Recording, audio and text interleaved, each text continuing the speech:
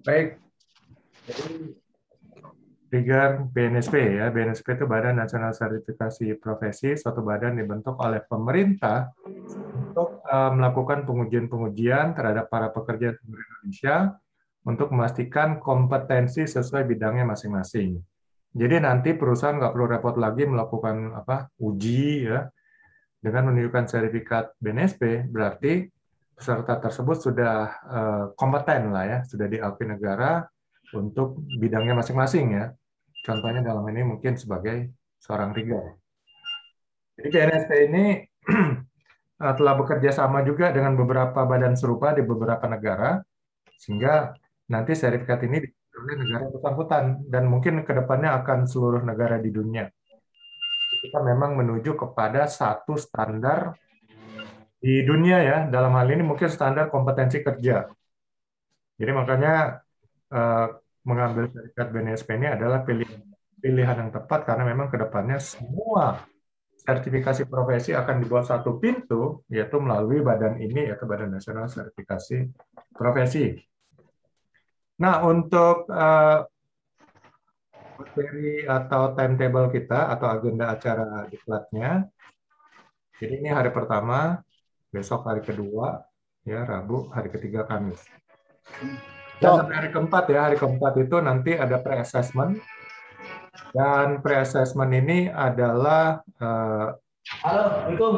penjelasan tentang aturan-aturan dalam mengikuti ujian. Jadi hati-hati saat mengikuti ujian harus ikut aturannya. Kalau melanggar aturan mungkin langsung dinyatakan BK atau belum kompeten. Ya.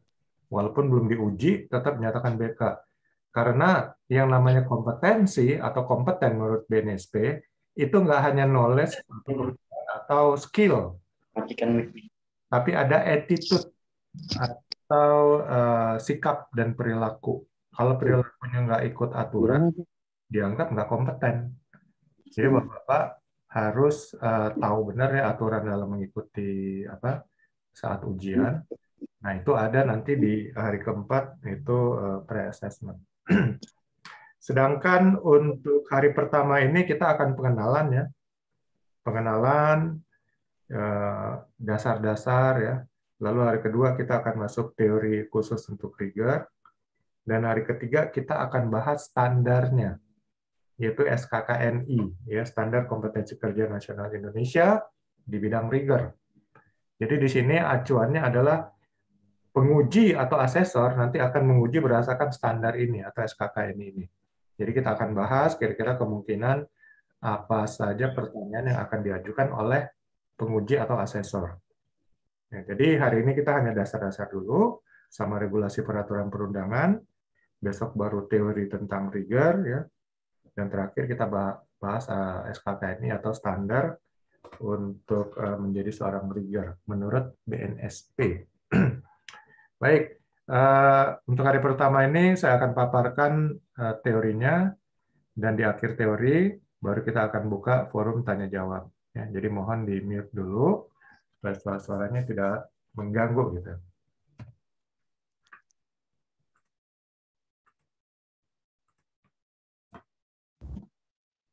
Kita akan bahas dulu regulasi peraturan perundangan dari pemerintah, yaitu Peraturan Menteri Tenaga Kerja Nomor 8 Tahun 2020 tentang keselamatan dan kesehatan kerja pesawat angkat dan angkut.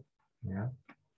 Jadi ini adalah regulasi terbaru di bidang pesawat angkat dan angkut. Dengan keluarnya regulasi ini pada bulan Juni tahun 2020, dengan demikian dinyatakan tidak berlaku ya atau obsolete regulasi yang lama, yaitu Permenaker nomor 5 tahun 85 tentang K3 pesawat angkat angkut juga. Jadi sudah cukup lama Permen 585 ya, hampir 35 tahun. Ya sudah waktu yang cukup lama untuk sebuah regulasi, apalagi regulasi di bidang teknologi ya, dalam hal ini teknologi mekanik, karena perkembangan teknologi tentu sangat cepat. Makanya 35 tahun memang sudah pantas sekali untuk ada update atau regulasinya diperbaharui. Oke, kita bahas dulu tentang regulasi, standar, dan aturan. Jadi regulasi pemerintah itu dimaksudkan supaya terjadi keteraturan, ya. Eh, Kalau nggak teratur ya nabrak-nabrak sana, nabrak sini kan. Makanya aturan itu dibuat supaya terjadi keserasian, keharmonisan, dan keteraturan. Itulah gunanya aturan. Nah, aturan pemerintah itu skopnya nasional. Nah, dari aturan pemerintah yang skopnya secara nasional, itu nanti masing-masing daerah juga akan menerjemahkan peraturan tersebut, lalu memperlakukannya di daerah. Mungkin namanya Perda ya. Perda ini mungkin bisa berupa Pergub, ya peraturan gubernur atau perwali, peraturan wali kota dan sebagainya. Nah, nanti perusahaan masing-masing juga membuat regulasi, ya, karena mungkin aturan atau peraturan perusahaan ya masing-masing. Jadi masing-masing membuat peraturan supaya itu tadi saya bilang ya, terjadi keserasian, keharmonisan dan keteraturan. Karena tanpa adanya aturan akan kacau. Nah, cuman kalau kita bilang regulasi dari perusahaan, itu nggak boleh bertentangan dengan regulasi yang di atasnya. Jadi ada tingkatan levelnya ya. Nah, negara kita adalah negara hukum, ya. Sehingga hukumlah yang merupakan sesuatu yang tertinggi. Jadi kalau ada ada perdebatan, ya, ada pokoknya ketidaksepahaman, nanti acuannya hukum ya, mana yang benar, mana yang tidak benar gitu. Nah, hukum kita yang tertinggi adalah Undang-Undang Dasar 1945. Itulah hukum yang tertinggi di negara kita. Lalu kemudian di bawahnya adalah undang-undang, itu dibuat oleh DPR atau wakil-wakil rakyat. Jadi hukum regulasi dibuat oleh DPR ini hukum yang tertinggi sesuai bidangnya ya. Jadi nanti ada bidang-bidangnya. Lalu nanti setelah dibuat oleh DPR, ini diterjemahkan oleh pemerintah, dibuatlah peraturan pelaksana, petunjuk pelaksana dan petunjuk teknisnya. Ya, juklak-juknisnya dibuat oleh pemerintah dalam bentuk mungkin PP atau peraturan pemerintah, peraturan presiden, instruksi presiden, lalu kemudian turun ke bawahnya peraturan menteri, keputusan menteri, surat edaran menteri, di bawahnya lagi ada keputusan dirjen yang masing-masing kementerian, baru di bawahnya Perda. Jadi itu tingkatan regulasi peraturan perundangan di negara kita. Yang tertinggi bidangnya masing-masing adalah undang-undang, itu dibuat oleh DPR. Tapi undang-undang masih bersifat general ya, terlalu umum. Nah, makanya detailnya atau juklak-juknisnya itu kemudian dibuat oleh pemerintah. Ya, baik oleh presiden dan stafnya yaitu PP atau peraturan pemerintah, atau di bawah PP ini dibuat oleh kementerian masing-masing ya. Dalam hal ini mungkin yang paling banyak peraturannya adalah dan ketenagakerjaan. Itu paling banyak regulasi, terutama regulasi tentang keselamatan dan kesehatan kerja. Ya, itu gunanya regulasi ya, supaya ada keteraturan. Nah, demikian juga salah satunya adalah regulasi di bidang pesawat angkat dan angkut. Jadi supaya orang tahu apa yang perlu dilakukan ya, keselamatan kerjanya, pemerintah menerbitkan regulasi ini. Dan itulah yang menjadi standar di negara kita.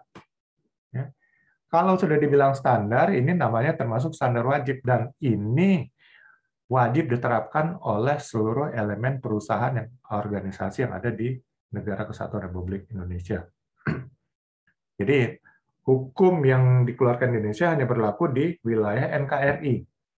Keluar dari NKRI, warga negara Indonesia harus mengikuti hukum dan regulasi yang ada di negara yang bersangkutan tempat dia nanti tinggal umpamanya. Itu gunanya hukum supaya terjadi keteraturan, keserasian dan keharmonisan. Yang nggak saling bentrok. Kalaupun bentrok, ada clash, ya nanti hukumlah yang menjadi wasitnya. Ya, sehingga nanti ada penegak hukum, ya, yaitu pihak kepolisian, kejaksaan, dan hakiman. Mereka lah penegak hukum. Ya. Siapa yang salah, itu akan diberikan sanksi. Nah, itu gunanya hukum. Nah, juga regulasi mengenai pesawat angkat-angkut. Kita jadi acuannya. Bahwa untuk bekerja dengan aman dan selamat inilah regulasinya. Pakai aja ya. Pemerintah sudah memberikannya secara gratis Sehingga perusahaan juga harus mengajarkan secara gratis kepada karyawan, ya, nggak dipungut biaya. Jadi gunanya apa? Ya supaya selamat. Karena keselamatan dan kesehatan itu adalah hak asasi manusia. Nah, kalau dalam bekerja, itu menjadi tanggung jawab dari perusahaan. Kalau sebagai warga negara, itu menjadi tanggung jawab pemerintah. Nah, maka karena tanggung jawab pemerintah, pemerintah menerbitkan regulasi ini. Siapa yang nggak ikut regulasi, ya nanti akan kena sanksi. Dan khusus untuk K3, sekarang sanksinya sudah berjalan. Jadi pengawas ketenagakerjaan itu di tiap-tiap provinsi sekarang sudah ada yang diangkat sebagai penyidik.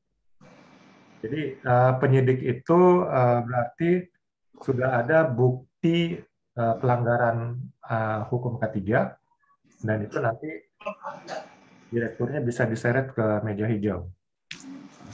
Jadi penanggung jawab hukum tiap perusahaan adalah direkturnya. Hanya direkturnya kalau nggak mau dikerangkeng, ya berarti benar-benar harus menerapkan aturan K3, ya.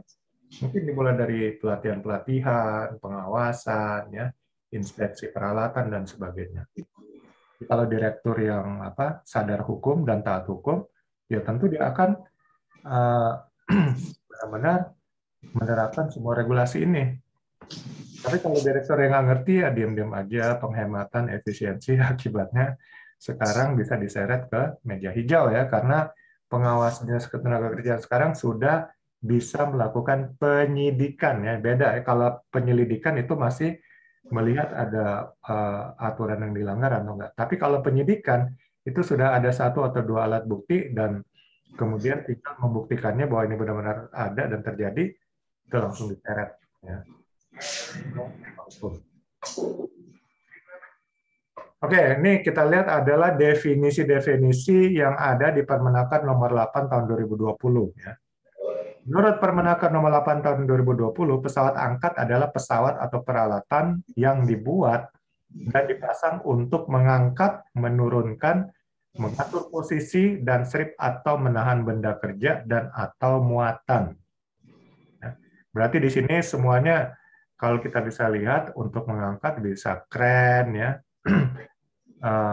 bisa forklift, dan kemudian mengatur posisi. Di sini mungkin kadang-kadang eskavator juga bisa dibuat untuk menahan benda kerja dan lain sebagainya.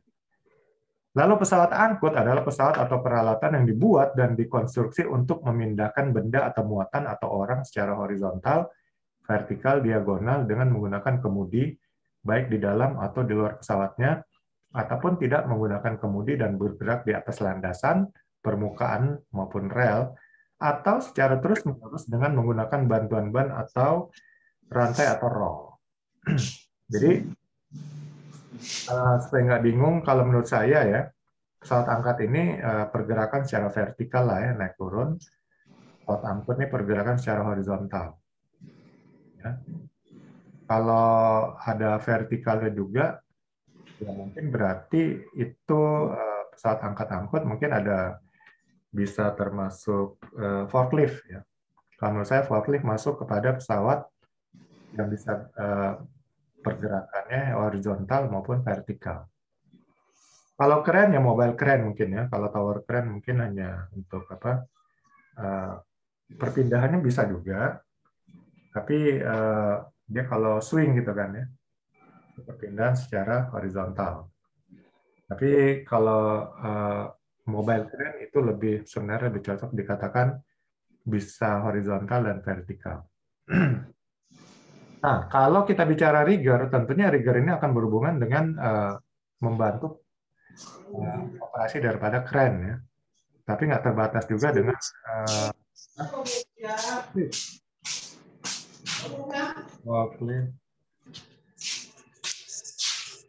sorry ya, saya mute. Forklift juga ada yang telehandler itu yang cukup kapasitasnya cukup besar. Itu mungkin memerlukan bantuan rigger juga. Kemudian definisi alat bantu angkat, ya. Alat bantu angkat dan angkut adalah alat yang berfungsi untuk mengikat benda kerja atau muatan ke pesawat angkat dan pesawat angkut pada proses pengangkatan, pengangkutan, pemindahan, dan penurunan benda kerja atau muatan. Jadi kalau kita bisa lihat kalau di crane ya lifting gear ya, itu alat bantu angkat gitu ya. Nah, itu apa? Itu yang akan membantu proses daripada crane. Dan untuk alat bantu angkat ini tentu menjadi wewenang daripada rigger ya, yang mana yang cocok dan tepat untuk mengangkat satu jenis barang gitu ya. Nah, inilah fungsi daripada rigger sebenarnya ya. Jadi menentukan alat bantu angkat ini sehingga pekerjaan pengangkatan dengan crane itu menjadi lebih efektif. Kemudian ada definisi alat pengaman. Ini adalah perlengkapan yang dipasang permanen pada pesawat angkat dan atau pesawat angkut guna menjamin pemakaian pesawat tersebut dapat bekerja dengan aman. Jadi ada pengaman-pengaman ya pada crane ya, itu dapat dikatakan bagian daripada alat pengaman. Sedangkan bedanya dengan alat perlindungan, ini adalah alat perlengkapan yang dipasang pada pesawat angkat dan pesawat angkut yang berfungsi untuk melindungi tenaga kerja terhadap kecelakaan yang ditimbulkan. Kalau di crane mungkin adalah bagian dari safety belt ya, mungkin supaya operatornya tidak terlempar ke depan ke belakang ya, karena ada ditahan oleh safety belt. Itu namanya alat perlindungan. Kemudian operator. Ini definisi operator adalah tenaga kerja yang mempunyai kemampuan dan memiliki keterampilan khusus dalam pengoperasian pesawat angkat dan pesawat angkut. Lalu definisi juru ikat atau rigger adalah tenaga kerja yang mempunyai kemampuan dan memiliki keterampilan khusus dalam melakukan pengikatan, pemuatan atau barang dan pengaturan pengoperasian peralatan angkat. Ya, itu rigger ya. Jadi dia nanti akan menentukan ya peralatan angkatnya, kemudian bagaimana pengikatannya, bagaimana titik keseimbangannya, itu rigger.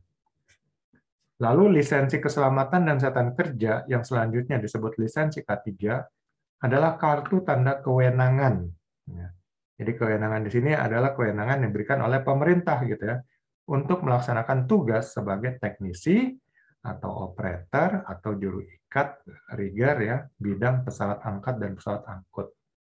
Jadi tadi saya sudah jelaskan bahwa untuk mengurus lisensi K3 itu nanti syaratnya adalah selain dokumen-dokumen ya seperti CV, surat dari surat keterangan kerja dari perusahaan, kemudian fotokopi KTP, ijazah, harus dilampirkan ya sertifikat kompetensinya yang dikeluarkan oleh BNSP.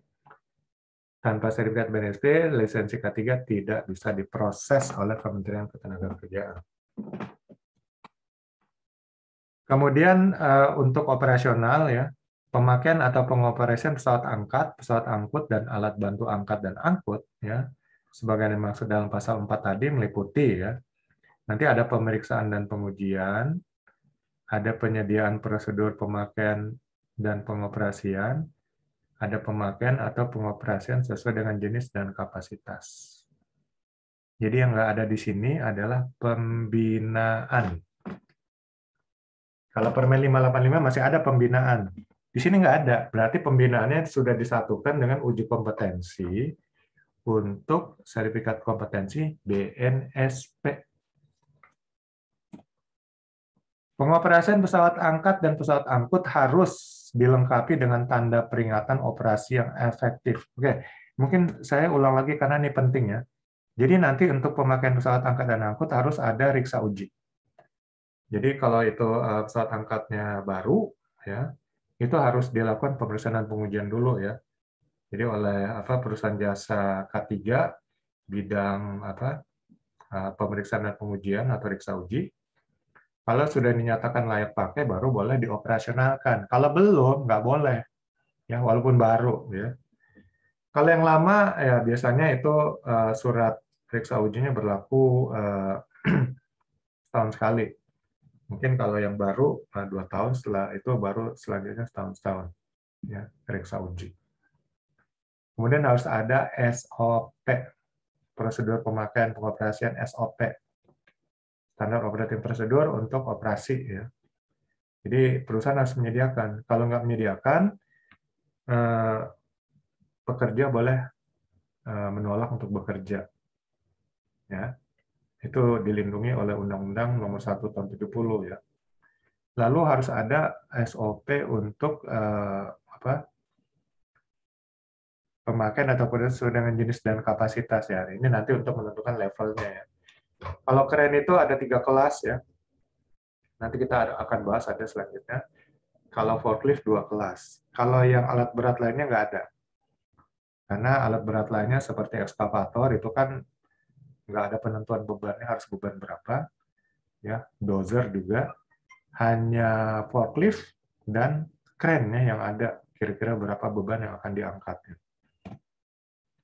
Kemudian pemakaian pesawat dan angkut itu harus dilengkapi dengan tanda peringatan operasi yang efektif ya. Jadi nanti mungkin ada rambu-rambu ya baik di ruang operator, kabin operator atau di jalan-jalan ya. Terutama mungkin forklift akan nanti ada jalannya sudah ditentukan. Kemudian dilengkapi dengan lampu penerangan yang efektif. Jadi harus kasih lampu juga ya. Kalau seandainya pesawat angkat-angkutnya dioperasikan pada malam hari di luar ruangan. Dan disediakan pencahayaan cukup kalau di dalam ruangan. Lalu pemeliharaannya ya, ini harus ada prosedur juga ya, SOP-nya untuk pemeliharaan dan perawatan. Dan pemeliharaan dan perawatan itu harus dilakukan secara berkala. Berkala ini artinya ya mungkin apakah 3 bulan sekali, 6 bulan sekali, ya, setahun sekali, masihlah toleransi. Asal jangan 10 tahun sekali, 20 tahun sekali. Ya. Keburu barangnya udah rusak gitu ya, 5 tahun nggak pernah dirawat ya rusak. Kemudian sesuai dengan buku manual yang diterbitkan oleh pabrik pembuat dan atau standar yang berlaku. Jadi nanti acuannya dalam mengoperasikan pesawat angkat dan angkut ini juga buku manual yang dikeluarkan oleh pabrik pembuat ya. Karena mungkin ada jenis-jenisnya juga dan nggak akan sama, mungkin ada sedikit perbedaan antara kren produksi pabrik A dengan kren produksi pabrik B dan pabrik C ya. Jadi tetap acuannya adalah untuk pemakaiannya untuk operasional buku manual atau standar yang berlaku ya, mungkin standar ASME dan lain sebagainya itu nanti menjadi acuan. Dan nanti dari buku manual dan standar yang dipakai itulah dibuat oleh perusahaan SOP, Standard Operating Procedure. Ya. Jadi disesuaikan dengan jenisnya. Makanya kalau ganti merek pesawat angkatan angkut, SOP-nya juga harus berubah. Karena pasti operasionalnya akan berbeda. Dan kemudian dapat memastikan bagian utama yang menerima beban dan perlengkapan berfungsi secara aman. Jadi kalau kita bilang kalau forklift ya garpunya itu yang mengangkat beban, jadi harus selalu dicek. Kalau kren ya berarti lifting gear-nya ya, terutama slingnya itu harus dicek terus secara berkala oleh yang ngecek tuh rigger. Mungkin operatornya bisa ikut bantu-bantuin juga. Kemudian jenis pesawat angkat itu ya, ini banyak nih, ada dongkrak, jenis-jenis dongkrak ya. Ada jenis dongkrak mekanik disebut lier. Bahasa Sundanya bingung. Dan peralatan yang lain yang sejenis. Ini dongkrak aja banyak jenisnya. Lalu kren ya, kren. Kalau bahasa Indonesia keran. Cuman kalau nyebut keran saya mikirnya air ledeng nanti ya. Jadi lebih senang nyebutnya keren ya. Wow, keren gitu kan. Daripada nyebutnya keran ya. Minum dari keran mana lo gitu kan. Udah dimasak belum airnya? Nah, jadi kalau nyebut keran itu agak rancu.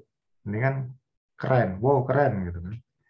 Jadi kalau kran angkat atau kren ini ya banyak juga ya jenis-jenisnya, ada overhead crane, overhead traveling crane, hoist crane, chain block, monorail crane, wall crane atau jeep crane, stepper crane, gantry crane, semi gantry crane, launcher gantry crane, roller gantry crane, rail mounted gantry crane, rubber tire gantry crane, ship unloader.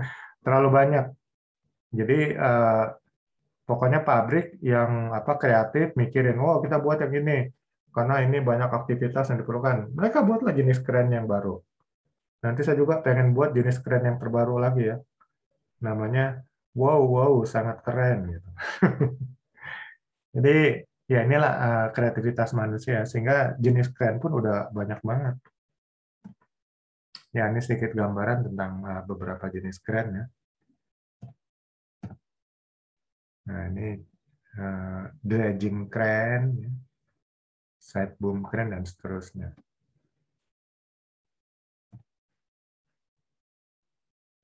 Kemudian ada, ini masih keren ya, side boom crane dan seterusnya. Pedestal crane yang biasanya di rig ini. Ya banyak jenisnya. Masih banyak ya, pokoknya crane itu terlalu banyak jenisnya. Kalau forklift juga ya banyak. Forklift itu, ntar mungkin ada. Kemudian ada alat angkat mengatur posisi benda kerja. Ini ada yang sebut rotator, robotik, tackle, ya. Lalu ada personal platform untuk mengangkat orang, ya. Ada passenger hoist, gondola, ya, dan lain-lain.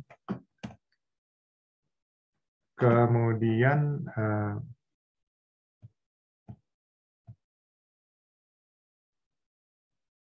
rigger nggak ada ya? Apa forklift? Forklift itu ada forklift juga ada banyak jenisnya. Oke, sekarang kita lihat dulu untuk pengoperasian keran angkat. Ini untuk pengoperasian kren ya, ini berdasarkan isyarat dari rigger. Jadi rigger itu sebagai signalman juga ya, yang akan memberikan isyarat atau aba-aba untuk memandu daripada operator kren. Dan kemudian menghentikan operasi kren keran angkat pada kondisi darurat ya. Jadi kalau kondisi darurat mungkin itu bisa mungkin riggernya kasih aba-aba ya untuk stop sementara.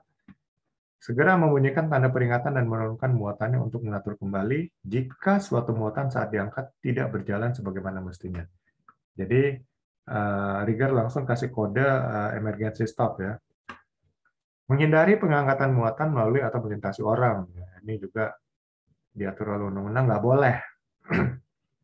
Apalagi ada orang banyak lalu kerennya sengaja ini swing, wah lama-lamain di atas orang.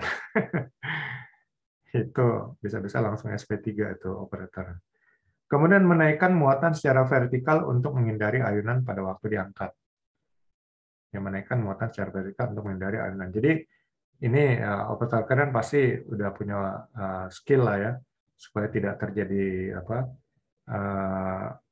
ayunan ya atau swing.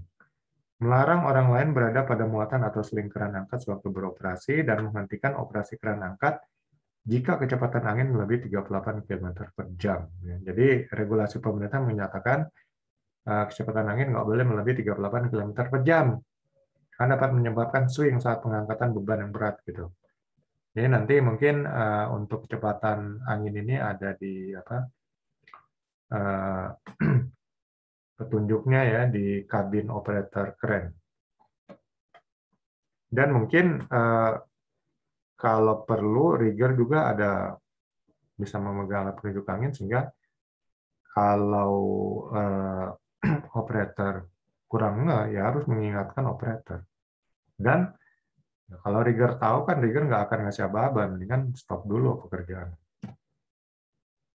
Kemudian juri ikat rigger dalam pengangkatan muatan barang harus terlihat oleh operator. Jadi rigger nggak boleh sembunyi-sembunyi gitu. Juri ikat atau rigger sebelum memberikan isyarat untuk menaikkan muatan harus yakin bahwa semua alat bantu angkat dan atau perlengkapan lainnya telah terpasang sebagaimana mestinya. Jadi jangan langsung kasih aba-aba untuk operator segera melakukan operasi pengangkatan ya. Jadi harus cek dulu semuanya, keseimbangannya, kemudian sudah benar nggak pengikatannya, baru kemudian memberikan aba-aba ya, hoist ke atas gitu. Dan kemudian muatan telah seimbang, ini perlu sekali, jangan sampai nanti ketidakseimbangan itu akan membuat beban bisa bergerak, bergoyang-goyang, dan kemudian jatuh.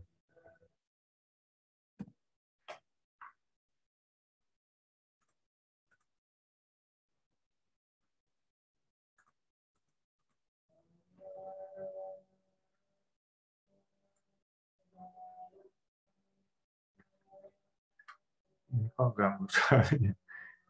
Biasanya dia langsung terangkat sendiri.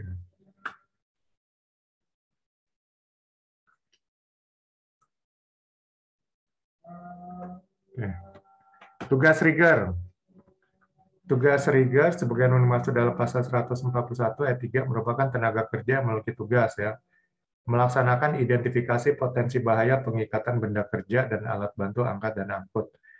Jadi harus selalu cek ya semua benda kerja terutama lifting gear-nya atau alat bantu angkat apakah dalam posisi layak pakai atau kalau memang sudah kusut selingnya segala macam ya sudah ada tanda-tanda banyak yang kawatnya putus. Nah, ini memang harus dicek benar-benar untuk memastikan dan koordinasi dengan pengawas apakah ini masih dipakai. Kalaupun dipakai berarti SWL-nya harus dikurangi gitu kan. Supaya jangan memakai beban penuh dan mungkin selingnya nggak akan kuat lagi. Kemudian melaksanakan teknik dan syarat-syarat K3 pengikatan benda kerja dalam pencegahan kecelakaan kerja ya. Lalu melakukan pemilihan alat bantu angkat dan angkut, serta alat kelengkapannya sesuai dengan kapasitas beban kerja aman. Dan melakukan pengecekan terhadap kondisi pengikatan aman dan alat bantu angkat dan angkut, serta alat kelengkapannya yang digunakan. Jadi ini merupakan pekerjaan rutin daripada rigger ya, untuk selalu mengecek ya kondisi daripada peralatan alat bantu angkat dan angkut. Dan melakukan perawatan alat bantu angkat dan angkut, serta alat kelengkapannya. Jadi mulai dari penyimpanannya ya, kemudian mungkin memberikan minyak atau gemuk dan sebagainya supaya tetap terawat ya, sehingga umur daripada lifting gear itu dapat lebih panjang gitu ya, nggak cepat rusak atau aus.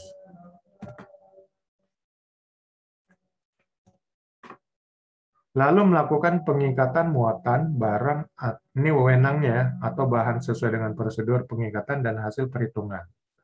Jadi nanti mungkin ada hitung-hitungannya ya. Mungkin besok kita akan bahas untuk teori rigger. Jadi tugas rigger tuh. Jangan sampai salah berhitung ya. Kalau jualan salah berhitung ya rugi bandar. Tapi kalau di sini salah berhitung ya insiden. Insiden itu barangnya rusak, orangnya cedera atau fatality ya kerugiannya jauh lebih besar. Jadi jangan bermain-main karena sini hitungannya nyawa gitu. Kemudian pemeriksaan alat bantu angkat dan angkut sebelum digunakan dan memberi aba-aba pengoperasian pesawat angkatan angkut. Nah, jadi gitu ya. Adalah wewenang atau hak dari rigger. Nah, di lampiran nanti ada untuk Permen 8 2020 ada menjelaskan kualifikasi operator ya, mulai dari kren kelas 321, kemudian operator kren, pedoman pembinaan K3 pesawat angkat dan pesawat angkut. Jadi nanti dalam melakukan pembinaan ini bisa menjadi pedoman.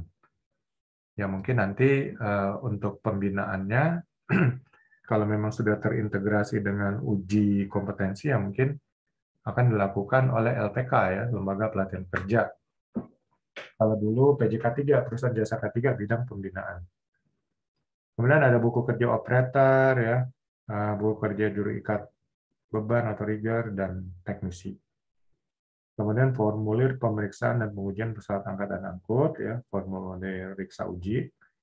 Lalu surat keterangan memenuhi syarat K3 dan surat keterangan tidak memenuhi syarat K3.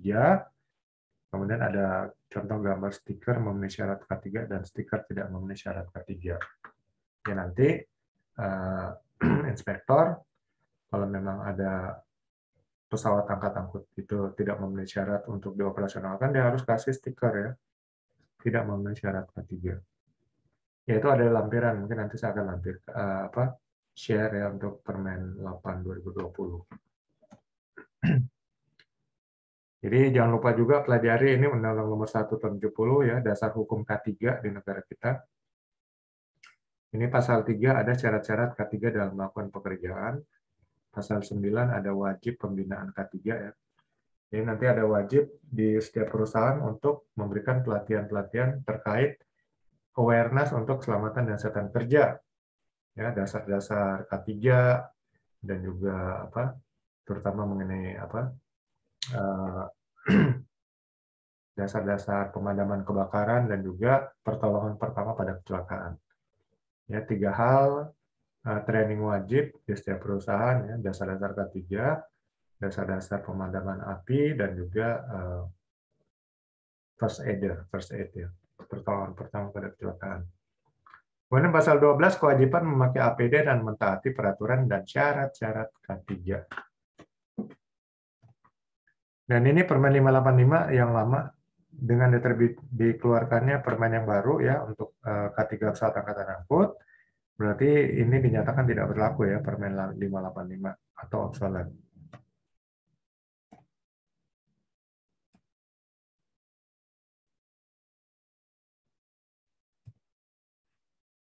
Lalu ini juga Permen nomor 9 tahun 2010 tentang operator dan petugas pesawat angkat dan angkut.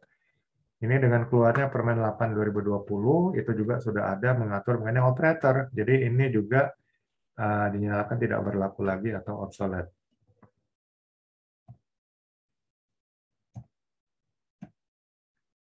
Oke, itu regulasi peraturan perundang-undangan ya untuk pesawat angkatan dan angkut, khususnya untuk rigger. Kemudian lingkup dan tanggung jawab rigger.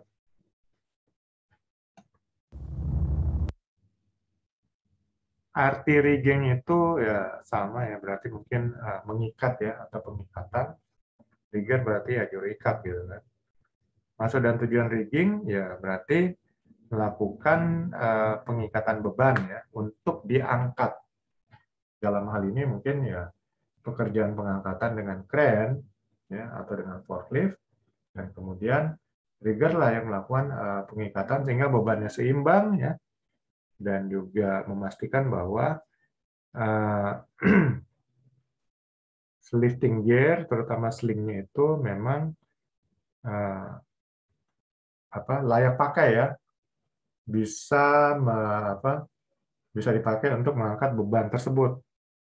Dan rigger juga harus bisa menghitung beban yang mungkin nggak ada petunjuk berapa beratnya, sudah bisa memastikan bahwa beban tersebut sekian ton umpamanya, dan ini bisa diangkat oleh alat bantu angkat, dan juga masih memenuhi tonase daripada kren tersebut ya. Jadi jangan sampai krennya kren umpamanya 35 ton, bebannya 36 ton. Jadi kalau bisa itu ada faktor safety-nya. Jadi jangan sampai full ya. Jadi kalau kren 35 ton maksimal pengangkatan adalah mungkin 31,5 ton. Jadi ada faktor safety-nya 10%. Industri yang memerlukan rigger ya rata-rata mungkin industri yang menggunakan kren ya, seperti mungkin di pelabuhan, di offshore ya, migas, dan banyak sekarang industri ya, rata-rata terutama menurunkan dan menaikkan barang yang berat-berat, nah itu pasti memerlukan kren dan tentunya memerlukan rigger ya untuk menjadi hand signal atau pemberi aba-aba kepada operator kren, dan juga melakukan pengikatan bebannya tentunya. Kemudian arti pengangkatan atau lifting. Ya. Pengangkatan atau lifting. Ini kayaknya. Jadi lifting itu atau pengangkatan mungkin sejak dari zaman dulu sudah ada. Ya, manusia berpikir gimana caranya ngangkat benda yang berat ini. Ya mungkin cara yang paling manual adalah mereka rame-rame ngangkat gitu kan. Nah, kalau ngangkat batu yang beratnya ratusan kilo mungkin nggak bisa sendiri ya, harus mungkin bertiga, berlima, dan seterusnya. Lalu mereka berpikir, wah kita gunakan alat bantu nih. Jadi mungkin bisa pakai tuas, pakai tali, macam-macam. Manusia kan berpikir ya, punya akal. Lalu kemudian untuk alat angkutnya mereka pakai gerobak mungkin ya. Pakai gerobak ditarik oleh lembu, oleh kuda, dan sebagainya. Jadi ya ini kira-kira ya konsepnya. Nah dari konsep ini kan manusia kemudian pelajari lagi, oke, saya bisa gunakan ini. Dengan temukannya mesin-mesin, ya, akhirnya manusia lebih berpikir, apalagi penemuan hidrolik, ya, dengan memakai hukum Pascal, sehingga dengan konsep, ya, cairan yang dipindahkan dari satu tabung yang diameternya lebih kecil ke yang lebih besar, itu tekanannya akan berbanding lurus dengan perbedaan diameter daripada tabung tersebut. Nah, sehingga dengan konsep seperti ini, jadilah orang bikin peralatan hidrolik, ya. Sehingga dengan tenaga kecil aja itu bisa menjadi output tenaganya itu menjadi puluhan kali lipat. Nah, itulah alat bantu hidrolik. Jadi dengan penemuan mesin-mesin, alat bantu hidrolik, akhirnya orang bisa membuat peralatan angkat. Dan salah satunya yang sekarang sangat berguna dan selalu dipakai adalah kren, ya, atau kren angkat bahasa Indonesianya. Jadi teknologi semakin berkembang. Sekarang peralatan angkat ini sudah memakai teknologi digital, ya, sehingga langsung kelihatan berapa berat bebannya, ya, dan kemudian semuanya petunjuknya sudah ada di layar monitor yang ada di kabin operator. Jadi makin canggih, sehingga dengan makin canggih tentu akan bisa dioperasionalkan dengan makin aman. Tapi tetap, ya, keselamatan di lingkungan kerja itu tetap harus memperhatikan banyak faktor, nggak hanya daripada operator kerennya itu. Justru di lapangannya, ya, yang langsung dengan proses pengikatan dan bebannya itu berada, itulah yang memang pusat daripada bahaya dan resikonya. Nah, disinilah rigger, ya, yang berperan, ya. Jadi rigger ini merupakan kompatriot atau pasangan daripada operator kren, ya, untuk saling bekerja sama. Kalau bahaya dan resikonya, ya tentu bahaya dan resikonya adalah kesalahan perhitungan, ya, dari rigger, kemudian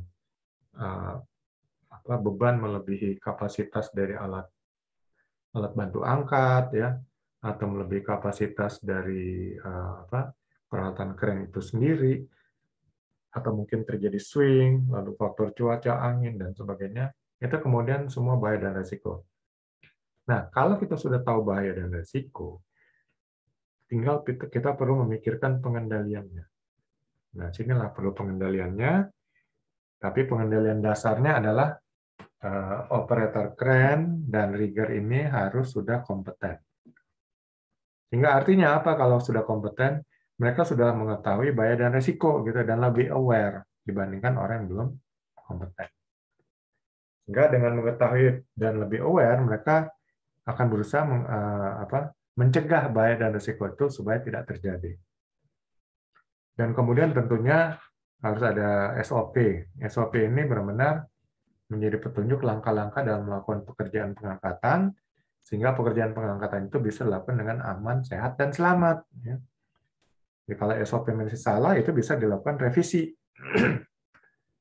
Jadi selalu SOP ini direview, ya, ditinjau ulang, apakah memang sudah efektif, sudah tepat, dan sebagainya. Nah, jadi nanti setiap pekerja, ya, siapapun nanti, ya, dia pindah, datang pekerja baru, acuannya tinggal mempelajari SOP-nya. Ya. Jadi itu menjadi standar operating procedure. Itulah salah satu pengendalian bahaya yang cukup penting dan cukup efektif. Dan selain itu, tentunya harus ada komunikasi dan kerjasama yang baik, ya, antara pengawas, operator kren, dan juga rigger sendiri. Jadi kalau tidak adanya kerjasama yang baik, komunikasi yang tidak baik, tentu dapat menimbulkan miskomunikasi, dan miskomunikasi merupakan jembatan terjadinya insiden atau kecelakaan kerja.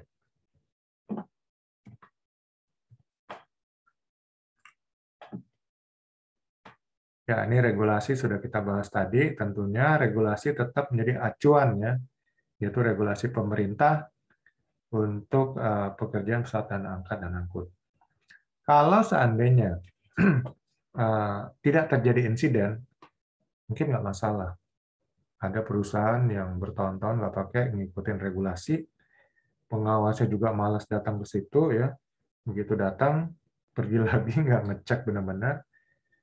Nah, aman-aman aja kalau nggak ada terjadi insiden. Tapi kalau terjadi insiden, nggak ngikutin regulasi, itu tentu bisa langsung di blacklist dan ditutup perusahaannya. Ya, jadi mendingan ikut regulasi. Ya, nggak minta-minta kalau ada insiden, itu berarti human error. Kalau nggak ikut regulasi, ya human kotor gitu ya. Berarti orang di perusahaan itu memang kotor, suka ngelawan pemerintah gitu. Kalau human error bisa mungkin ya ditoleransi. Human kotor yang nggak bisa, mungkin perlu diseret ke muka hukum gitu. Jadi ya ikut regulasi aja. Jadi perusahaan dan tempat kerja. Seorang rigger ya supaya bisa bekerja dengan baik, dia harus memahami perusahaannya. Ini perusahaan di bidang apa ya, dan kemudian budaya kerjanya seperti apa, ya, program K3-nya seperti apa, lalu top manajemennya kelakuannya seperti apa, harus dia pahami. Ya. Sehingga dia nggak mungkin merubah budaya, nggak mungkin merubah perilaku top manajemen. Cuman mungkin dia bisa menunjukkan contoh yang baik, ya, pekerja yang baik, dan minimal ya, dia tidak menimbulkan masalah baru bagi perusahaan. Tapi kalau perusahaannya oke, ya, top manajemennya concern dengan K3, APD lengkap, ya, regulasi diikutin, ya inilah saatnya rigger ini benar-benar menunjukkan loyalitasnya dan kemudian disiplin kerjanya, performa kerjanya, sehingga bisa membantu perusahaan untuk ikut berkembang gitu. Ya. Jadi tetap harus mengenal perusahaan, mau dia baik atau buruk, tetap harus mengenal perusahaan, mengenal manajemennya, terutama top manajemennya, mengenal atasan, mengenal pengawas, mengenal kompatriot rekan kerja yaitu operator kerennya, sehingga akan terjadi hubungan kerja yang baik.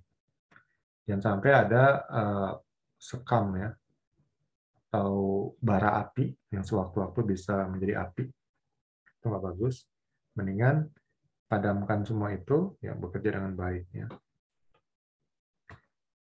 Aturan dan kebijakan di tempat kerja dipelajari dengan benar, ya. Terutama kebijakan K3, ya, aturan-aturan perusahaan. Ini diikutin semua. Sehingga biasanya orang yang taat peraturan, otomatis dia juga akan taat kepada faktor-faktor keselamatan, aturan keselamatan. Jadi kalau sudah terbiasa setia kepada hal-hal kecil, hal-hal yang lebih besar, tentu dia akan lebih concern, ya, lebih perhatian. Tapi kalau sudah terbiasa melanggar aturan, tidak peduli terhadap hal-hal kecil, apalagi hal-hal besar, ya, mungkin dia akan kurang aware terhadap hal-hal besar. Jadi semuanya harus dimulai dari hal-hal kecil. Karena biasanya orang jatuh karena kerikil yang kecil, bukan batu yang besar. Nah, ini juga harus dibiasakan sikap kerja yang baik dimulai daripada hal-hal yang ramah-tamah yang mungkin nggak pernah diperhatikan orang, ya. Seperti datang tidak terlambat, ya, kemudian pulang juga setelah jam pulangnya, ya. Mungkin nggak perlu diingetin, tapi kalau ini dijadikan kebiasaan, profesionalitas itu akan timbul dengan sendirinya dalam diri seorang rigger tersebut, ya. Sehingga dimanapun dia berada, dia akan menjadi contoh yang baik kepada karyawan lainnya. Ya, kemudian perhatikan juga ya supaya tidak menjadi sorotan, diawasin terus karena sering melanggar. Biasanya pengawas akan ini patokannya kepada trouble maker gitu. Karena kalau mereka mengawasin segitu banyaknya karyawan, susah. Jadi hanya ini trouble maker, ini trouble maker. Nah, nggak enak kan kita menjadi sasaran pengawasan. Jadi jangan jadi trouble maker, ya. Jadilah orang yang taat dan disiplin, ya, patuh, sehingga nggak akan jadi objek pengawasan terus-menerus dari pengawas. Dan tumbuhkan budaya kepatuhan ya terhadap aturan dan regulasi, maka kita akan terbiasa. Karena apa yang dilakukan berulang-ulang itu, itulah yang kemudian akan masuk ke dalam otak kecil. Nah, kalau sudah masuk ke otak kecil, ini akan menjadi spontanitas. Jadi kita nggak perlu memaksakan diri untuk apa, untuk berusaha mengikuti aturan, tapi dengan sendirinya kita sudah mengikuti aturan, ya. Sudah menjadi otomatis gitu, sudah menjadi budaya.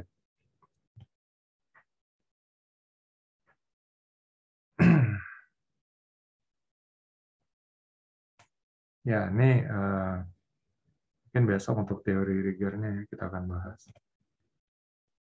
Maksud, tujuan, dan latar belakang pekerjaan rigor. Jadi menjadi seorang rigger adalah sebenarnya pekerjaan apapun itu semuanya adalah pekerjaan yang bermanfaat. Ya, pekerjaan nggak ada pekerjaan kecil, pekerjaan besar. Semua pekerjaan itu sama ya, semua sama di mata hukum. Ya, melanggar tetap akan dihukum. Melakukan performa yang baik tentu akan mendapatkan award ya atau penghargaan. Ya, sama juga dalam bidang rigger. Tapi kalau saya lihat ya bukan di beberapa tempat rata-rata rigger itu lebih populer daripada operator kerennya. Rigger itu bagaikan selebritis. Bahkan di banyak perusahaan itu gaji rigger lebih gede daripada gaji operator kerennya. Kenapa? Ya kalau dilihat tanggung jawabnya itu lebih besar ya. Jadi rigger inilah yang bisa membuat pekerjaan pengangkatan itu bisa aman dan selamat atau juga malah jadi terjadinya insiden. Jadi dia mungkin menyumbang 51%, sedangkan operator keren itu ya 49%. Makanya lebih selebritis dia karena dia di lapangan menjadi pusat perhatian langsung dari pengawas dan sebagainya. Jadi tugas dan tanggung jawab tadi acuannya adalah regulasi pemerintah, tadi sudah kita bahas ya. Itu aja. Yang jelas tugas tanggung jawab rigger itu adalah bagaimana memberikan aba-aba yang signal kepada operator keren, melakukan perhitungan beban ya, kemudian titik keseimbangan beban, lalu melakukan pengikatan, memelihara peralatan bantu angkat lifting gear sehingga awet ya, dan kemudian bekerja sama dengan operator keren dan pengawas operasional pengangkatan beban. Nah, cara menerapkan tugas dan tanggung jawab rigger adalah tentunya dibutuhkan dedikasi ya, dan kemudian pemahaman tentang aturan, lalu diterapkan dalam pekerjaannya, dia selalu berbuat yang terbaik sehingga kualitas kerjanya menjadi tinggi. Dan itu kalau dilakukan secara konsisten itu akan menjadi budaya kerjanya.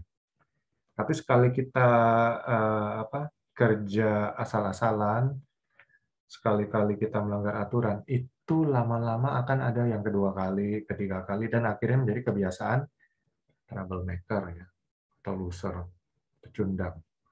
Jadi hindari menjadi pecundang, ya, usahakan jadi orang yang performa yang berkualitas, rigger yang berkualitas, dengan selalu memperhatikan hal-hal kecil, selalu memberikan yang terbaik.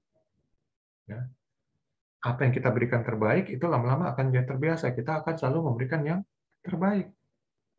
Sehingga dimanapun kita bekerja, ya dipanggil, kita akan selalu mendapatkan award atau penghargaan atau pujian.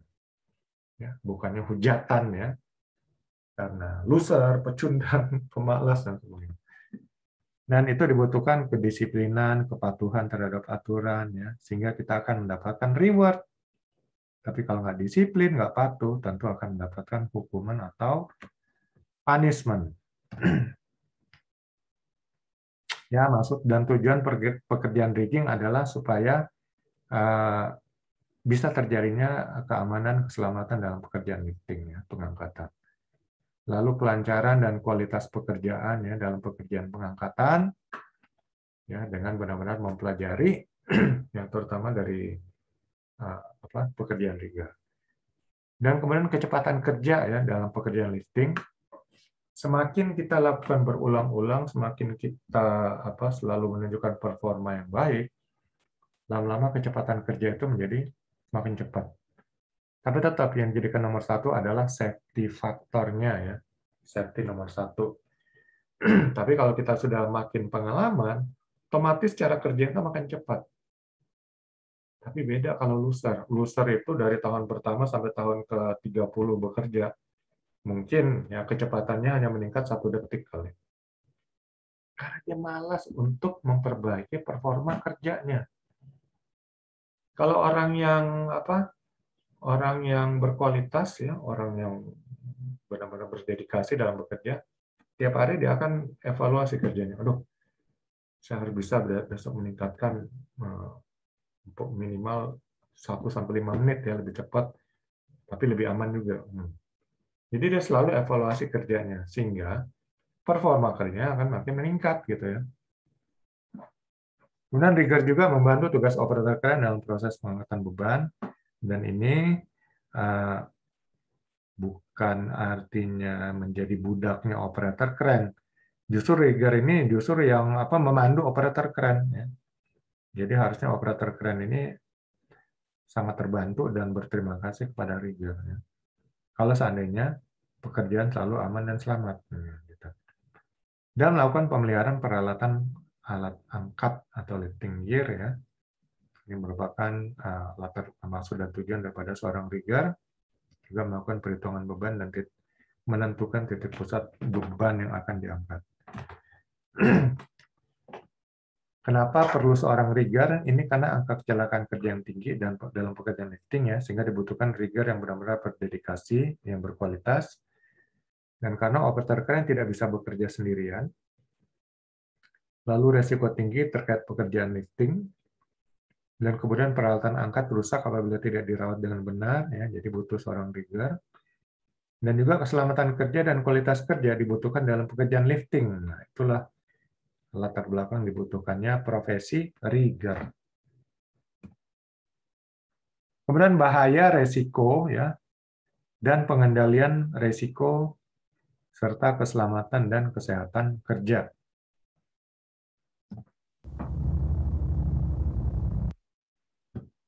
Arti bahaya itu adalah potensi yang dapat menimbulkan kerugian. Kerugian ini bisa kecederaan, bisa kerusakan barang, ya, kerugian waktu bagi perusahaan dan pekerja, dan sebagainya. Jadi bahaya itu masih subjektif ya, karena belum terjadi. Resiko juga belum terjadi. Cuman resiko mendekati objektif atau fakta. Karena resiko itu memperhitungkan dampak dari bahaya. Ya, akibat dari bahaya itu apa? Nah, itulah namanya resiko. Jadi dia mendekati lebih ke objektifnya. Makanya bahaya ini karena dia subjektif atau tidak real, makanya hanya diidentifikasi. Sedangkan resiko bisa dianalisa karena dia lebih mendekati objektif ya, mendekati fakta. Makanya istilahnya identifikasi bahaya, penilaian resiko, dan pengendalian resiko. Jadi analisanya ke resiko bukan bahaya. Pengendalian juga resiko bukan bahaya. Cuman orang kan sering salah kaprah ya. Jadi analisa bahaya, kemudian pengendalian bahaya. Bahaya itu subjektif, tidak real ya. Kalau bilangan itu bilangan imajiner, bilangan hayal. Masa sesuatu hayalan itu dianalisa? Kan lucu. Jadi, cuman kan sering salah kaprah aja. Jadi yang dianalisa itu resikonya. Resiko kan dampak dari bahayanya. Dan kemudian pengendaliannya ya resikonya dikendalikan. Bukan bahayanya. Nah, bahaya dan risiko dalam dunia kerja banyak ya, tergantung pekerjaannya. Yang jelas adalah mungkin cedera ringan, cedera berat, fatality, kematian. Ya, itu bisa menjadi bahaya dan resiko. Sedangkan bahaya dan risiko dalam rigging, ya, ini mungkin bahayanya adalah salah perhitungan. Lalu bahaya lainnya adalah salah pengikatan. Bahaya lainnya adalah tidak melakukan perawatan terhadap lifting gear atau alat bantu angkat. Resikonya ya tali seling bisa putus ya, kemudian beban bisa jatuh dan sebagainya. Jadi itu resiko ya, atau akibat atau dampak dari bahaya. Nah, jadi seorang rigger juga harus bisa identifikasi bahaya dalam pekerjaannya sebagai rigger, dan kemudian bisa melakukan analisa resikonya, ya. Seberapa besar resikonya, dan kemudian pengendalian resiko. Ya, arti pengendalian resiko adalah resiko-resiko itu sudah dikenali ya bahayanya, ya, dan skala resikonya, dan kemudian dikendalikan supaya tidak terjadi, ya, atau kalau terjadi bagaimana pengelolaan resikonya. Itu arti pengendalian resiko. Jadi semua pekerjaan diharapkan sudah ada pengendalian resiko. Supaya apa? Supaya kalau namanya terjadi insiden, orang kan shock, kaget, nggak tahu mau melakukan apa. Bingung. Tapi kalau sudah tahu, ya diulang-ulang, pengendalian resiko, dia akan ingat, oh ya, saya harus begini. Dia langsung bisa bergerak gitu. Nah, makanya perlu pengendalian resiko ya. Sehingga bahaya-bahaya dan risiko itu bisa dikendalikan sehingga tidak menimbulkan dampak kerugian yang jauh lebih besar daripada risiko itu tidak dikendalikan. Nah, pengendalian risiko dalam dunia kerja tentunya harus sudah melis atau mendaftarkan semua bahaya dan risikonya. Begitu juga dalam rigging ya, sudah melis semua bahaya dan risiko, baru risiko bisa dikendalikan. Nah, ini tentu rigger ya bisa berpikirlah saat sedang senggangnya.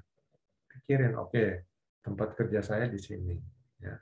Nah, kondisi perusahaan begini. Bahaya risiko kalau saya lagi melaksanakan pekerjaan rigging apa. Ini dia bisa tulis ya. Tulis semua daftar bahayanya, baru kemudian resikonya apa, ya, lalu skala resiko, dan terakhir pengendalian resiko. Sehingga kalau terjadi masalah, dia sudah tahu, aku harus melakukan apa. Karena dia sudah ada daftar pengendalian resiko. Jadi jadilah seorang rigger yang benar-benar memang bisa bekerja dengan efektif dan berkualitas. Sehingga performa kerja Bapak-bapak sebagai rigger di atas rata-rata. Yang diperhatikan perusahaan kan yang di atas rata-rata. Yang rata-rata terlalu banyak ngapain? Nggak perlu diperhatikan. Tapi yang diperhatikan itu yang di atas rata-rata, inilah yang mencolok ya. Dan kemudian nanti mungkin ya ada apresiasi, naik jabatan, naik gaji, dan sebagainya. Kecelakaan kerja. Kecelakaan kerja ini artinya atau insiden ya, suatu peristiwa yang tidak dikehendaki dan tidak direncanakan sebelumnya ya, yang dapat menimbulkan kerugian. Nah, kembali di sini kerugiannya adalah mungkin cedera ringan, cedera berat, fatality, atau bahkan kematian. Ya, itu definisinya. Penyebabnya tentu terjadi anomali atau kesalahan, kelalaian ya. Nah, yang kalau menurut S.W. Hendrick ya, seorang pakar kecelakaan kerja yang hidup melakukan penelitiannya tahun 1925 ya, 100 tahun lalu. Itu penyebab kecelakaan kerja itu 90% karena unsafe condition. Kondisi tidak aman dan perilaku tidak aman. Berarti dari manusianya.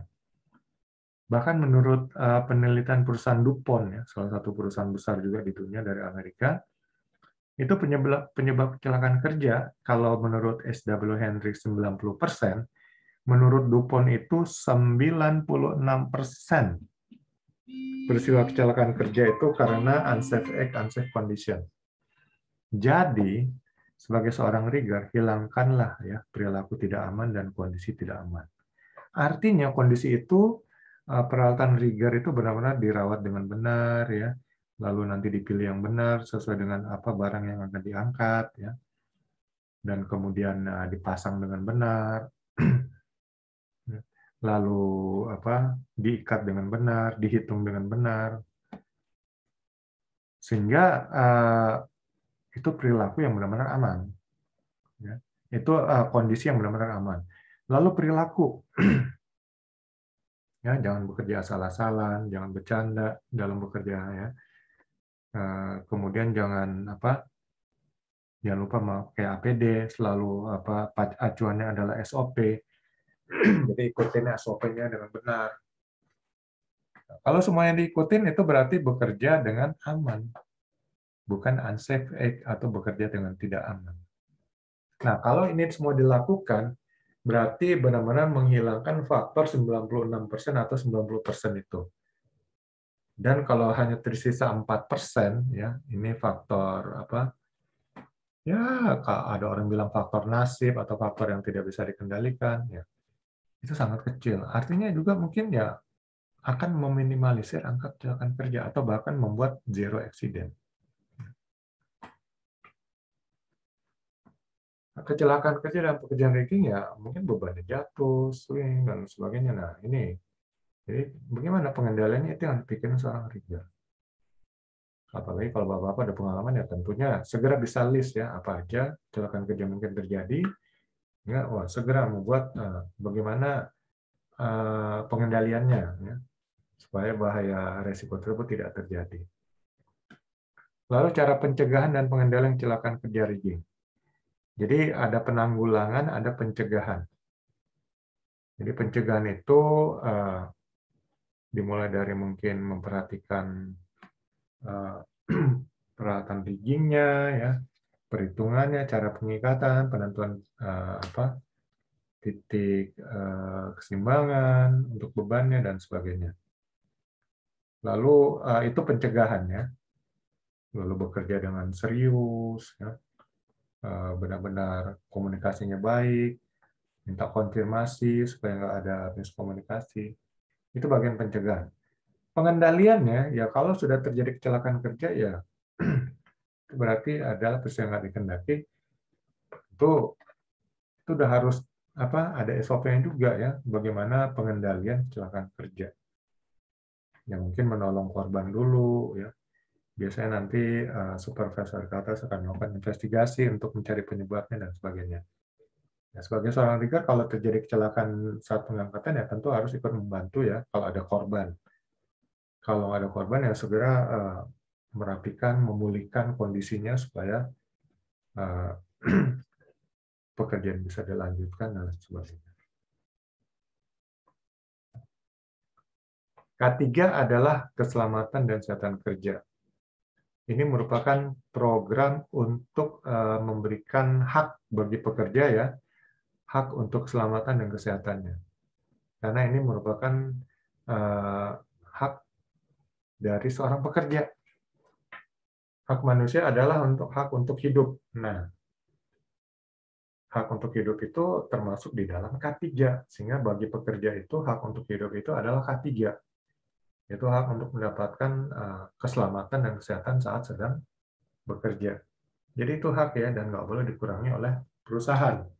Sehingga kalau dibilang K3 itu harus ada SOP, harus ada diberikan APD secara gratis, perusahaan wajib menyediakannya. Nggak boleh dipungut potongan gaji untuk biaya. Karena dalam Undang-Undang Nomor 1 Tahun 70 itu dijamin ya bahwa itu menjadi kewajiban dari perusahaan atau pengurus, dan APD diberikan secara cuma-cuma ya. Kemudian prosedur kerja diberikan juga untuk para pekerja. Dan kalau itu nggak disediakan ya pekerja bisa menolak untuk bekerja dan perusahaan tidak bisa mem-PHK pekerja yang menolak bekerja kalau tidak disediakan syarat-syarat K3. Ini K3 dibuat oleh pemerintah. Kenapa? Karena kalau pemerintah nggak buat, hanya mengharapkan kesadaran dari pengusaha, mungkin hanya 1% pengusaha yang mau menjalankan. Makanya dibuat dalam regulasi peraturan perundangan. Regulasi itu memiliki kekuatan hukum yang bersifat memaksa. Jadi semua perusahaan dipaksa harus ikut. Kalau hanya opsional, himbauan, ya tadi saya bilang hanya 1% ya, mungkin pengusaha yang mau menjalankannya. Tapi karena dipaksa, ya, dan sekarang sudah ada penyidik juga untuk K3, sehingga mau nggak mau, suka nggak suka, ya harus dijalankan. Sebenarnya karena untuk memenuhi standar hak asasi manusia, ya, hak untuk hidup, di mana bagian dari hak untuk hidup itu adalah hak untuk mendapatkan keselamatan dan kesehatan ya dalam bekerja. Sehingga nanti dalam K3 ini mungkin ada kebijakan-kebijakan yang dibuat oleh perusahaan ya. Lalu ada membuat sistem juga kalau memang sudah terlalu besar ya skop perusahaan, karyawan terlalu banyak harus dibuat dalam satu sistem. Sehingga penerapan dan pengontrolannya lebih mudah untuk K3 itu. Dan sekarang pemerintah sudah menyediakan namanya SMK3, Sistem Manajemen K3. Itulah sistemnya, tinggal dipakai gratis gitu kan. Dan juga untuk lebih mengefektifkan K3, dibuatlah program-program K3. Ya inilah yang kemudian harus diterapkan dalam perusahaan ya. Semuanya harus diterapkan dengan sungguh-sungguh dan disiplin yang tinggi. Syarat menjadi seorang rigger. Ya, harus berbadan sehat ya, fisik dan mental, siap untuk bekerja di lapangan, siap untuk belajar ya. Bukan siap aja lagi, tapi harus dibuktikan dan dilaksanakan ya untuk belajar. Karena namanya belajar itu seumur hidup ya. Jangan merasa wah saya udah jago kok. Terus sombong. Orang sombong biasanya akan suka lengah gitu ya, suka jadi lalai, lupa dan sebagainya. Kemudian memiliki komunikasi yang baik dan efektif ya, ini harus selalu ya ada konfirmasi sehingga jangan sampai terjadi miskomunikasi. Kemudian memiliki kerjasama tim yang efektif, harus supaya terjadi kerjasama yang efektif ya harus kenal ya siapa operatornya, siapa pengawas ya, sehingga akan terjadi hubungan kerjasama yang baik dan efektif. Memiliki kewaspadaan terhadap risiko dan pengetahuan K3 yang baik, ya ini harus pelajari terus mengenai bahaya dan risiko dalam pekerjaan rigging, ya. Kemudian program-program K3, aturan-aturan K3, baik dari perusahaan maupun pemerintah, pelajari dengan baik. Siap untuk bekerja keras termasuk lembur, ya mungkin siap untuk lembur. Nih. Kadang-kadang barangnya datang malam, ya. Jadi harus lembur tengah malam. Mampu membuat catatan kerja ya, dan laporan kerja. Jadi harus buat catatan kerja sendiri ya, nanti sebagian jadi laporan kerja atau nih jadi arsip buat diri sendiri. Sehingga kedepannya bisa mendapat lakukan evaluasi, oh apa-apa yang masih kurang harus perbaiki, dan apa-apa saja yang sudah baik untuk saya lakukan dan harus saya pertahankan. Nah itu, sehingga akan mampu selalu evaluasi performa kerja. Mutu kerja pekerjaan rigger. Ya, mutu itu atau kualitas adalah penilaian dari manajemen, dari pengawas, ya, atau dari atasan terhadap pekerjaan kita. Mungkin penilaian juga dari rekan kerja kita, dalam hal ini rigger, ya mungkin dari operator, ya, operator kerennya. Jadi kalau kerja kita males-malesan, ya kerja kita kurang semangat, sering salah, maka akan dibilang mutu atau kualitas kerja kita ini jelek, gitu ya. Jadi harus benar-benar ditingkatkan. Bagaimana membuat puas ya manajemen, bagaimana membuat puas atasan atau pengawas, bagaimana menyenangkan juga rekan kerja yaitu operator keren, ya. Lakukan pekerjaan dengan penuh semangat dan benar gitu kan, ya sesuai job desk, ya sesuai SOP, sesuai JSA. Kalau ada pekerjaan pengangkatan barang-barang berbahaya itu harus ada JSA. Ya. Kemudian tidak ada insiden, ya. Dan kemudian pekerjaan kita sesuai keinginan user, atasan, dan manajemen. Lalu kita untuk memonitor sendiri, kita buat standar kualitas kita sendiri ya secara personal, tapi buat di atas standar rata-rata kualitas perusahaan. Sehingga kita selalu bisa mengukur performa kerja kita selalu di atas standar kualitas perusahaan dan kita akan dikatakan memiliki mutu atau kualitas kerja yang baik. Ya ini harus selalu kita terapkan ya. Dimanapun kapanpun kita berada ya, sehingga ini akan menjadi budaya kerja kita. Nah, sebagai atau budaya kerja bapak-bapak sebagai seorang rigger. Oke, karena BNSP sekarang meminta bukti bahwa diklat dilaksanakan, jadi kami membuat tugas dan latihan ya. Jadi bapak-bapak kerjakan nanti tugas latihan. Kalau ini hanya ada kertas dan pulpen, ya tulis di atas kertas, lalu difoto, nanti dikirim di WA Group. Tapi kalau ada komputer, ya tulis di Microsoft Word ya, nanti di convert ke PDF, lalu kirim di WA Group. Atau dalam bentuk Microsoft Word-nya juga bisa langsung dikirim juga ke WA Group ya, karena sudah bisa diadopsi oleh WA. Jadi ini ada 5 soal ya untuk tugas hari pertama ini. Jelaskan arti rigor dan tujuan pekerjaan rigor. Yang kedua, jelaskan regulasi pemerintah untuk rigor. Yang ketiga, apa bahaya dan risiko pekerjaan rigor. Yang keempat, apa syarat menjadi seorang rigor. Yang kelima, jelaskan kualitas pekerjaan seorang rigor. Yang 5 ini nanti dikerjakan. Nanti materi ini juga akan saya bagikan dalam bentuk PDF, sehingga tugas dan latihannya bisa dibaca-baca ya, di smartphone masing-masing, lalu bisa langsung dikerjakan, ya, baik di komputer atau di kertas. Oke, ini aja materi kita hari pertama. Ya, sudah selesai. Besok kita lanjut dengan teori untuk rigor ya.